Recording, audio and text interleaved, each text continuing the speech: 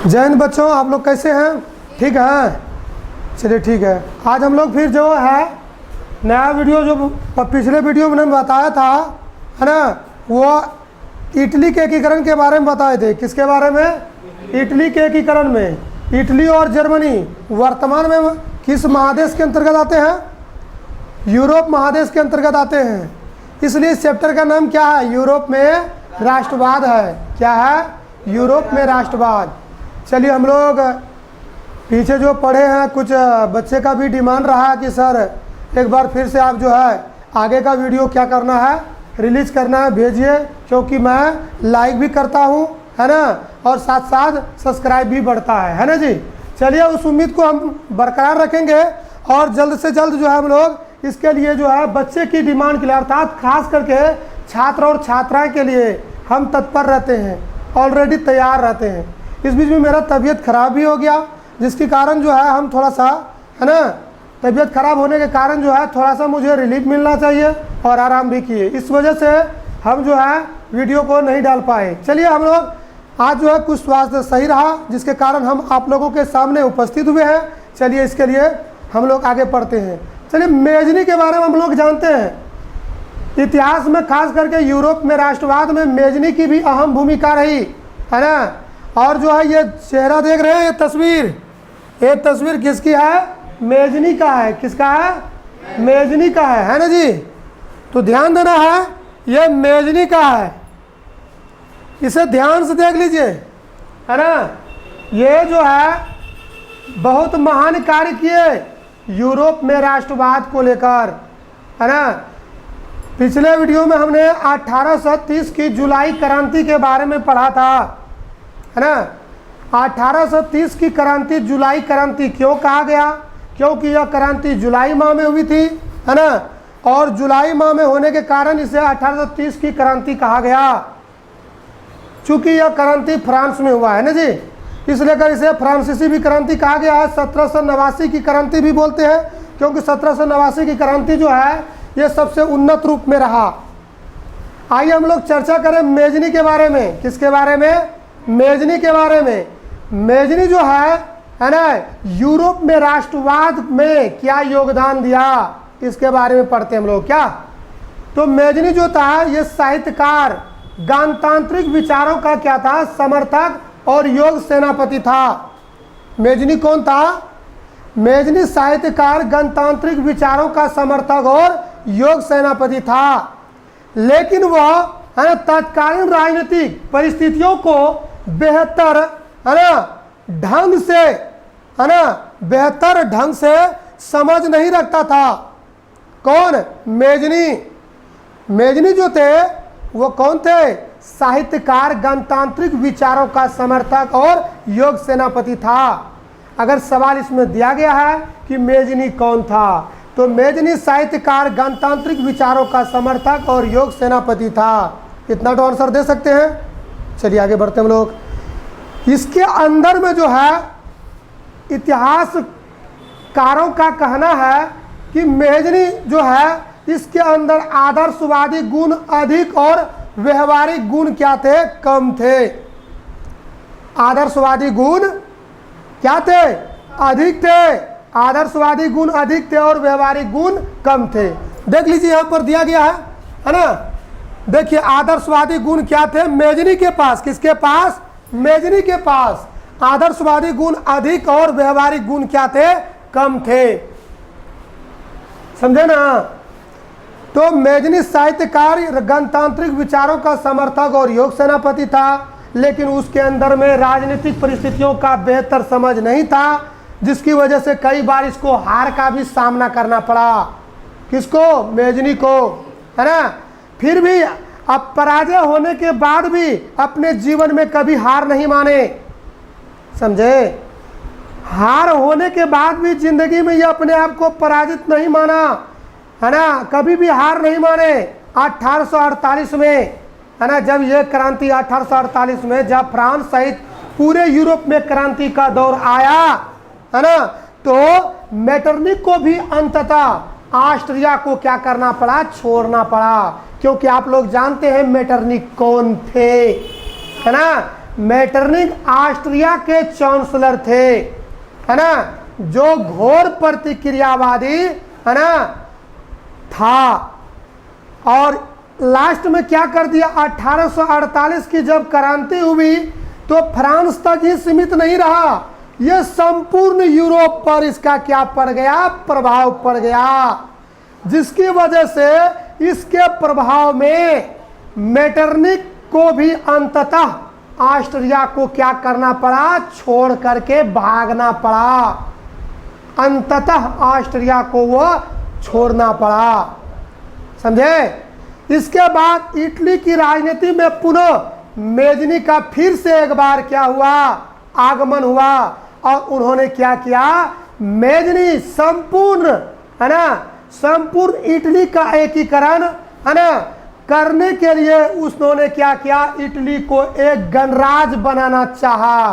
क्या बनाना चाहा, गणराज। गण बने होता लोग, राज, वो लोगों के राज्य के बारे में चर्चा कर रहे थे। इस वजह से वो यहाँ पर कह दिया है कि क्रांति का जब संपूर्ण यूरोप पर इसका 1848 में जब फ्रांस सहित पूरे यूरोप में क्रांति का दौर आया तो, है ना, मेटरनिक को भी अंततः क्या करना पड़ा, ऑस्ट्रिया छोड़कर भागना पड़ा। इसके बाद इटली की राजनीति में पुनः क्या हुआ, मेजनी का आगमन हुआ, और मेजनी, है ना, संपूर्ण इटली का एकीकरण करके उसे एक गणराज्य बनाना चाहते थे। जबकि सर्डिनिया पिडमाउंट का शासक कौन था, चार्ल्स एल्बर्ट। चार्ल्स एल्बर्ट सवाल पूछता है, सर्डिनिया पिडमाउंट का शासक कौन था, ध्यान दीजिएगा, ऑब्जेक्टिव में आ जाता है, ध्यान रखेगा ना। सर्डिनिया पिडमाउंट का शासक कौन था, तो आंसर देना है चार्ल्स एल्बर्ट था। चार्ल्स एल्बर्ट अपने नेतृत्व में, है ना, सभी प्रांतों का, प्रांत का मतलब होता है क्षेत्र, सभी प्रांतों का वो क्या चाहते थे, विलय चाहते थे। विलय का मतलब जानते क्या होना, विलय कर देना, है ना, विलय चाहता था, है ना, घुल मिल जाना। उधर पोप भी इटली, है ना, को धर्म गणराज्य बनाना चाहते थे। अब सवाल यहाँ पर आते हैं, पोप कौन थे। ये पोप जो है, ध्यान दीजिएगा, पोप, है ना, ये ईसाइयों का, है ना, जगत गुरु थे। जगत गुरु का मतलब होता है संसार के गुरु। वो चाहते थे इटली का एकीकरण धार्मिक दृष्टिकोण से होना चाहिए। किस दृष्टिकोण से होना चाहिए, धार्मिक दृष्टिकोण से होना चाहिए। जबकि मेजनी चाहता था कि संपूर्ण इटली का एकीकरण करके उसे गणराज्य बनाना। क्या बनाना चाहते थे, गणराज्य बनाना चाहते थे। बात समझ में आ गया, चलिए यहाँ तक समझ में आ गया। पहला सवाल आपको सॉल्व करना है कि मेजनी कौन था। मेजनी साहित्यकार, गणतांत्रिक विचारों का समर्थक और योग्य सेनापति था, समझे। और दूसरा सवाल यह आ जाएगा कि मेजनी, है ना, का, है ना, मेजनी यंग इटली की स्थापना कब किया। यंग इटली की स्थापना मेजनी ने कब किया, 1831 में, और यंग यूरोप का 1834 में, जो कि मैंने पिछले वीडियो में भी बताए थे। क्योंकि ये सब सवाल जो है ऑब्जेक्टिव में ज़्यादातर सवाल आता है, इसलिए करके ऑब्जेक्टिव में पूछा जाता है। और क्वेश्चन जो है आपका बुक पर्सन में जो क्वेश्चन MCQ क्वेश्चन जो देखते हैं उससे कम लेता है, 20-20 से क्वेश्चन, है ना, पूछा जाता है एग्जाम में। इसलिए करके बच्चों, ये जो मैं बता रहा हूँ इस वीडियो में, इसे ध्यान से क्या करना है, देखना है, और देखने के साथ साथ लाइक भी करना है, ताकि मैं समझूंगा कि मेरा वीडियो जो है पसंद कर रहे हैं, और अंततः मैं जानता हूँ कि आप लोग ज़्यादा लाइक करते हैं। चलिए आगे बढ़ते हम लोग, ठीक है। तो यहाँ तक मेजनी के बारे में समझ में आ गया, मेजनी कौन था और मेजनी का आगमन क्यों हुआ, इसके बारे में। वो भी चाहता था इटली का एकीकरण। क्या चाहता था, इटली का एकीकरण, हाँ, और उसे गणराज्य बनाना चाहते थे। जबकि सर्डिनिया पिडमाउंट का जो शासक था चार्ल्स एल्बर्ट, है ना, वो अपने नेतृत्व में सभी प्रांतों का क्या चाहता था, विलय चाहता था, है ना। और उधर जो है पोप भी क्या करके रखना चाहते थे, पोप जो है ईसाइयों का जो धर्म गुरु था, वो चाहते थे इटली को धर्मराज बनाने का पक्षधर में था। धर्मराज का मतलब वो धार्मिक दृष्टिकोण से इटली का एकीकरण करना चाहते थे। कौन? पोप। इस तरह से विचारों के टकराव के कारण इटली के एकीकरण का मार्ग क्या हो गया? बंद हो गया। यहां पर एक बात नहीं आए, चार्ल्स एल्बर्ट जो सर्डिनिया पिडमाउंट का शासक था, वो इटली का क्या चाहते थे? इटली के एकीकरण का विलय चाहते थे। और मेजनी चाहता था कि संपूर्ण इटली का एकीकरण करके एक गणराज्य बनाया जाए। दो का हो गया। और यहाँ पर पोप जो है उनका सोच था कि इटली का एकीकरण जो है धार्मिक दृष्टिकोण से हो जाना चाहिए, है ना। एक इटली को 3 महारथियों ने मिल करके अलग अलग बातों का अलग अलग मतभेद हो गया ना। कोई चाहता था गणराज्य बनाना, कोई चाहता था विलय करना, कोई चाहता था धार्मिक दृष्टिकोण से इटली का एकीकरण हो। इस कारण से विचार नहीं मिलने के कारण विचारों में क्या हो गया? टकराव उत्पन्न हो गया, जिसे बोलते हैं मतभेद हो जाना। इस कारण से आपसी विवादों के कारण, आपसी है ना टकराव के कारण इटली का एकीकरण का मार्ग क्या हो गया? बंद हो गया, है ना। कालांतर में, कालांतर का मतलब होता है समय अंतराल में ऑस्ट्रिया द्वारा इटली के कुछ भागों पर आक्रमण किए गए, है ना। और किए गए नहीं बल्कि किए जाने लगे, जिसमें से सर्डिनिया के शासक कौन थे? अभी बताए हैं। सर्डिनिया के शासक चार्ल्स एल्बर्ट, है ना, कि क्या हो गई? पराजय हो गई। और ये पराजय किसने किया? ऑस्ट्रिया के चांसलर मेटरनिक ने। इस कारण से ऑस्ट्रिया के हस्तक्षेप ने इटली में जनवादी आंदोलन को कुचल दिया गया। जन माने होता लोगों ने जो आंदोलन चला रहे थे उसे ऑस्ट्रिया के चांसलर, ऑस्ट्रिया के शासकों ने क्या कर दिया? कुचल दिया। इस प्रकार से एक बार पुनः मेजनी की फिर क्या हो गई? हार हो गई और वह पलायन कर गया। और वह भाग करके हॉलैंड भाग गया, है ना। कहाँ चला गया? हॉलैंड, समझे। इस कारण से मेजनी की पुनः एक बार क्या हो गई? हार हो गई।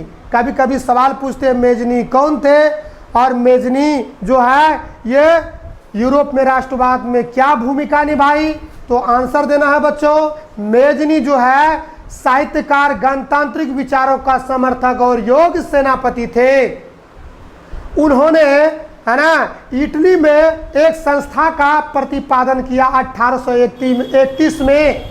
कब किया? 1831 में। और उसका नाम रखा गया यंग इटली, युवा इटली। उसके बाद संपूर्ण यूरोप में भी उन्होंने एक संस्था का प्रतिपादन किया, उसका नाम रखा गया यंग यूरोप। सवाल पूछे जाते हैं यंग यूरोप की स्थापना कब और किसने किया?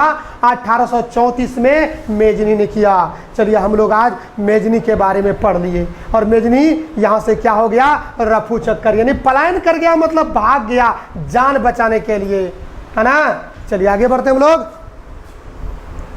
चलिए अब है इटली का एकीकरण का मतलब पहला चरण मेरा पूरा हो गया। अब इटली का दूसरा मतलब द्वितीय का मतलब दूसरा चरण 1848 तक इटली के एकीकरण के लिए किया गया जो प्रयास था वस्तुतः वो क्या रहा? असफल ही रहा। असफल का मतलब सफल नहीं हुआ। क्यों? क्योंकि इसमें हम लोग जान चुके हैं कि एक सर्डिनिया पिडमाउंट का शासक चार्ल्स एल्बर्ट का कहना था इटली का एकीकरण विलय के रूप में होना चाहिए, अरे घुल मिल करके होना चाहिए, सब उसका सहयोग करे। और यहाँ पर मेजनी चाहता था कि इटली का एकीकरण जो है ना, एक करके उसे गणराज्य बनाने का। पोप चाहता था धार्मिक दृष्टि का कारण, धार्मिक दृष्टि के कारण तीनों का मत जो है एक नहीं होने का कारण, आपसी मतभेद के कारण इटली का एकीकरण नहीं हो पाया, जिसकी वजह से है ना लास्ट में पुनः ऑस्ट्रिया क्या कर लिया? ऑस्ट्रिया इसका फायदा उठा लिया और उन्होंने क्या किया? इटली पर एक बार फिर से आक्रमण कर दिया। उस समय का इटली का शासक कौन था? Charles Albert. उसकी पराजय हो गई और एक बार पुनः मेजनी की हार हो गई और वह पलायन कर गया।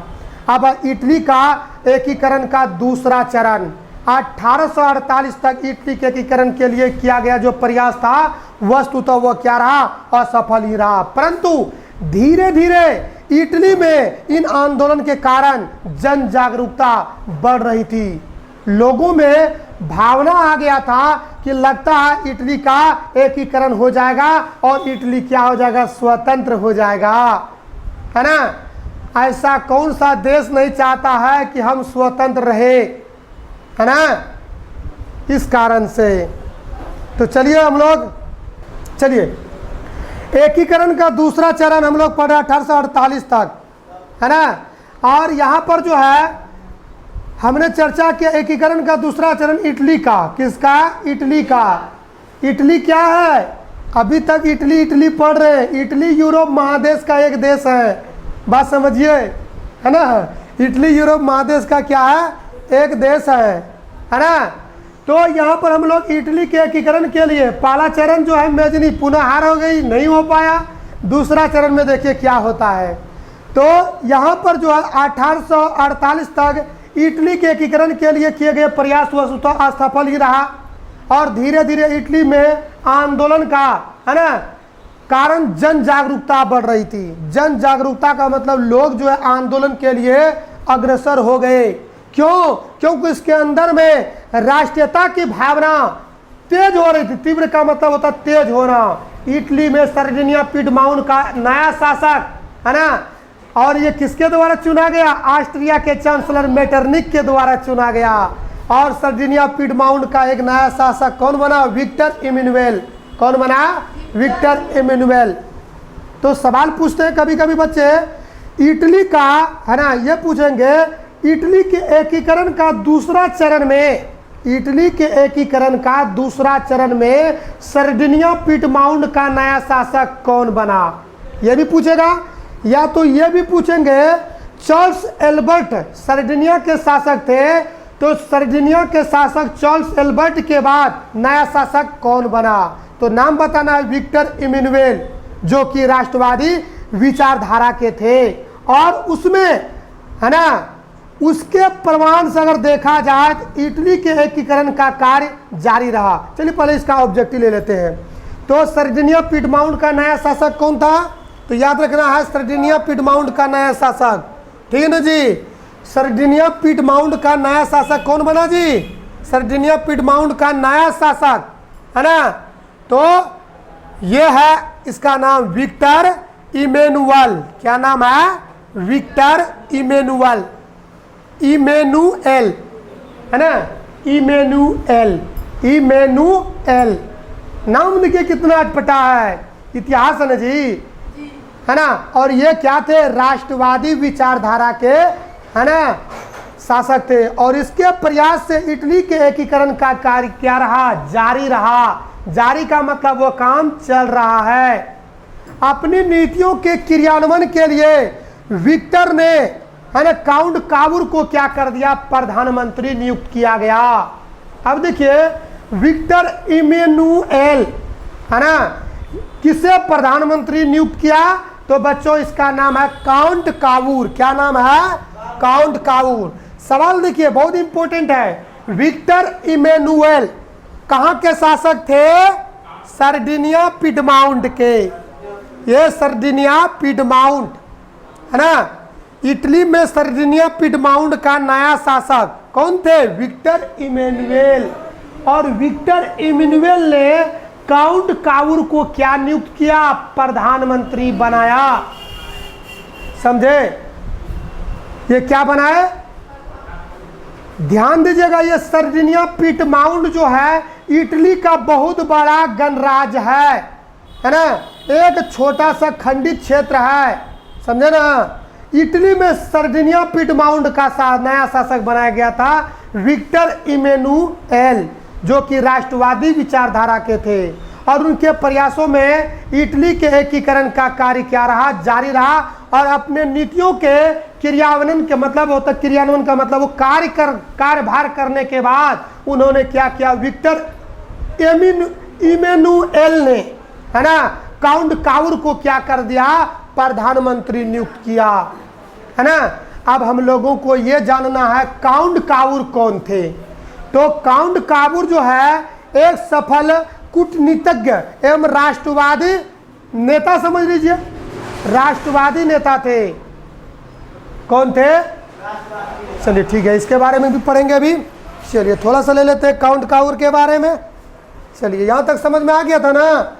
अगर सवाल पूछेंगे काउंट काउर को प्रधानमंत्री किसने नियुक्त किया, तो आंसर देना है विक्टर इमैनुअल ने। याद रहेंगे ना। चलिए हम लोग अब चर्चा करेंगे काउंट काउर के बारे में, पढ़ेंगे काउंट काउर क्या है इसके बारे में जानेंगे, ठीक है ना। चलिए तो काउंट काउर जो है यह एक सफल कूटनीतिज्ञ एवं राष्ट्रवादी नेता है। थे, है नहीं, इतिहास में थे, लेकिन हम लोग अभी पढ़ रहे हैं तो हैं, है ना। चूंकि इतिहास जो है यह हमें किसके बारे में बताता है? अतीत के बारे में बताता है।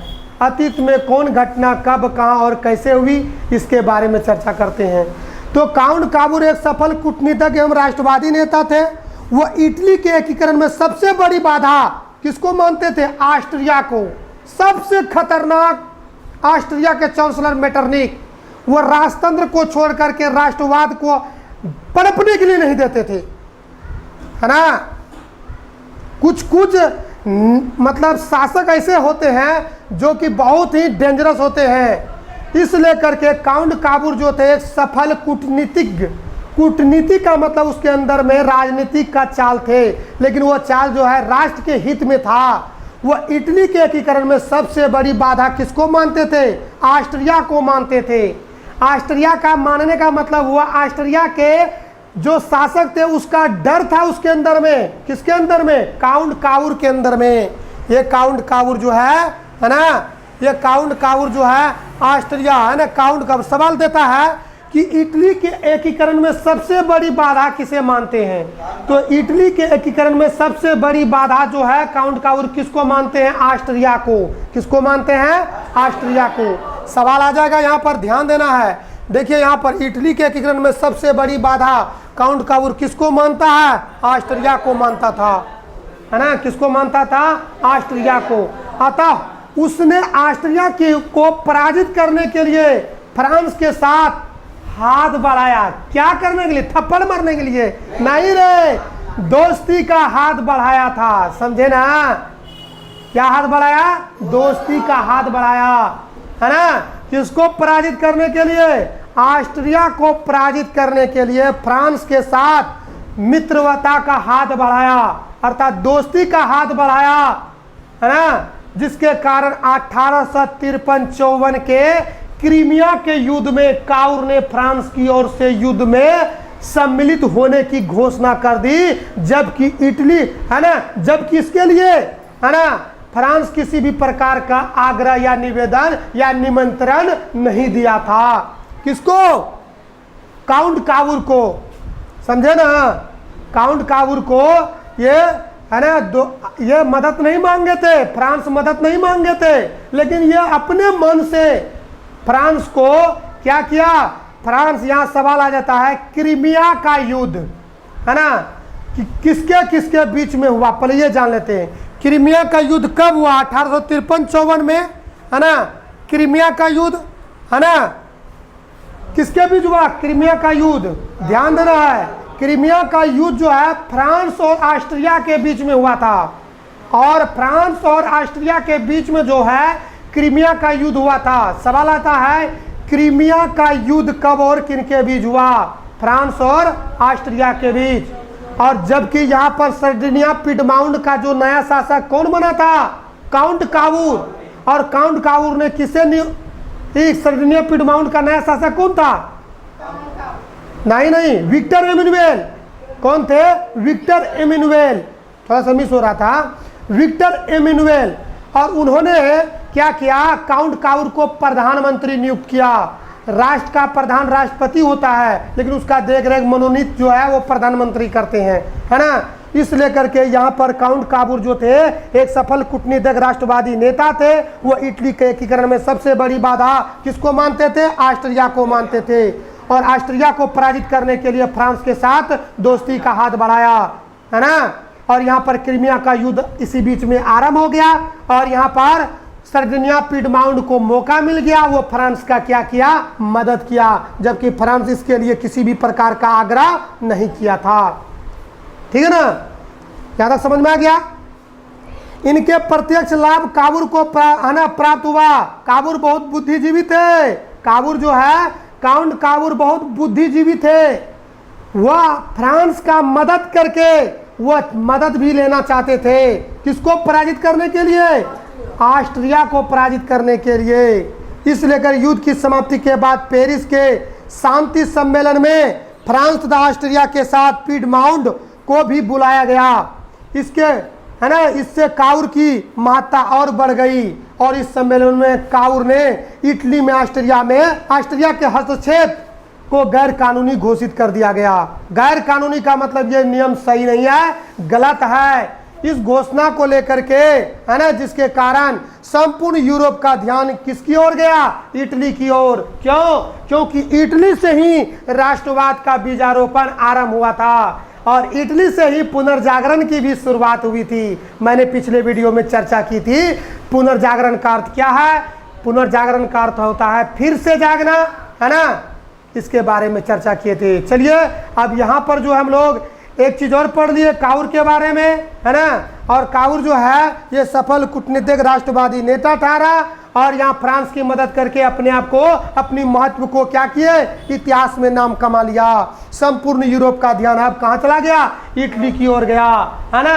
इस प्रकार इटली की समस्या को काउंट काउर ने क्या कर दिया, संपूर्ण यूरोप की समस्या बना दिया। एक सवाल भी पूछता है इसमें कि किस व्यक्तियों ने या किन शासकों ने इटली की समस्या को सर्वप्रथम यूरोप की समस्या बना दिया, तो काउंट काउर ने।